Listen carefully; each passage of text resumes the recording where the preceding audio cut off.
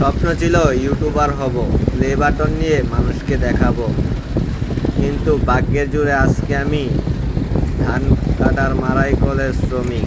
তো ভাইয়েরা, ভিডিওটি ভালো লাগলে আমাকে লাইক কমেন্ট করে এবং চ্যানেলটা সাবস্ক্রাইব করে পাশে থাকতে পারেন।